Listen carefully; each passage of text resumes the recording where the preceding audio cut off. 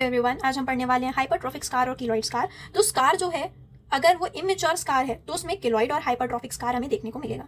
सो हम इस डायग्राम से समझते हैं, ये एपिडर्मिस है अपनी और ये वाला पार्ट जो है वो डर्मिस है। तो ये एक नॉर्मल लीनियर स्कार बना कौन से वुंड में? Clean wound. ये क्लीन वुंड में।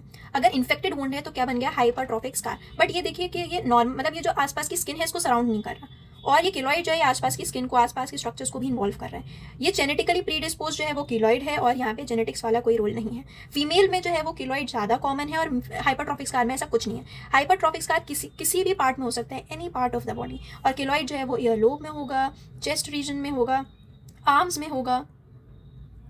अब यहाँ पे हम देखते हैं कि कीलॉइड जो है वो लाइफ टाइम ग्रो कर सकता है। ऐसा कुछ नहीं है कि ये टाइम तक ही रहेगा, तो लाइफ टाइम ग्रो करेगा, और ये 6 मंथ तक ही ग्रो करता है हाइपरट्रॉफिक स्कार। अब हम देखते हैं कीलॉइड को। तो कीलॉइड में क्या हो रहा है कि जो नॉर्मल, जो थर्ड स्टेज जो होता है, हमने पढ़ा था हीलिंग का, वुंड हीलिंग का, दैट इज मैचुरेशन। तो उसमें गड़बड़ी आ गई है।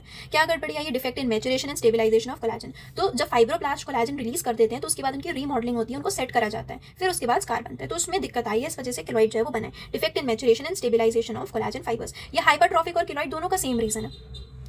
अब यहाँ पे हमें, तो कॉमन साइट क्या है कीलॉइड की? वो है स्टर्नम। तो कॉमन साइट क्या है? वो है स्टर्नम, और दूसरे और भी पार्ट्स जो है वो है। और हाइपरट्रॉफिक स्कार से डिफरेंशियल डायग्नोसिस करा है।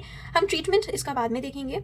ये देखिए कीलॉइड है, ये कीलॉइड है, ये चेस्ट रीजन में है, और ये आर्म वाले, शोल्डर वाले रीजन में है। तो keloid over sternum, butterfly shaped, commonest site. तो यहाँ पे हमने क्या देखी थी? कॉमनेस्ट साइट स्टर्नम पे थी, ये यही स्टर्नम पे है, कॉमनेस्ट साइट है। और ये अपर आर्म या शोल्डर, ये भी कॉमनेस्ट साइट ऑफ अकरेंस है। तो ये दो कॉमनेस्ट साइट हैं, एक है स्टर्नम, एक है शोल्डर के पास, आर्म वाले रीजन में शोल्डर के पास। और ईयरलोब और चेस्ट में भी हो जाता है। ये भी देखो ईयरलोब में दिख रहा है, ये ईयरलोब में दिख रहा है, ये ईयर के आसपास दिख रहा है। अब ये जो है ये है हाइपरट्रॉफिक स्कार। अब हम इसका डिफरेंशिएशन देखते हैं। तो जेनेटिक प्रीडिस्पोजिशन जो है वो कीलॉइड में है। तो जेनेटिक प्रीडिस्पोजिशन जो है वो कीलॉइड में प्रेजेंट है, ये हमने देखा था। और ये हाइपरट्रॉफिक स्कार में एब्सेंट है। फिर साइट ऑफ अकरेंस हमने कॉमन देखा था। यहाँ पे कॉमन क्या क्या था? स्टर्नम था, फिर आर्म वाला रीजन कहाँ? चेस्ट, शोल्डर के पास वाला रीजन, तो ये कॉमन साइट था। तो ये एनीवेयर इन द बॉडी है। फिर उसके बाद ग्रोथ जो है ये विदाउट टाइम लिमिट है, और यहाँ पे 6 मंथ तक ये ग्रो करता है। ट्रीटमेंट जो है, ट्रीटमेंट दोनों में हम देते हैं ट्राइएमिक्लोन जो है वो देते हैं। यहाँ पे इंट्राकीलॉइड देंगे और यहाँ पे ट्राइएमिक्लोन ही देंगे। अब यहाँ पे जो टाइप 3 जो कोलेजन होता है ना, ये 20 टाइम्स ज़्यादा दिखता है, और यहाँ पे 3 to 6 टाइम ही नॉर्मल दिखेगा, मतलब 3 to 6 टाइम मोर दिखेगा। यहाँ पे एज जो है ये वाला देखते हैं, 6 वाला, कि फीमेल में ज़्यादा कॉमन है, ये इक्वल है दोनों में। स्ट्रक्चर जो है यहाँ पे थिक कोलेजन है with increase epidermal hyaluronic acid. ये वाला लाइन हम छोड़ भी सकते हैं।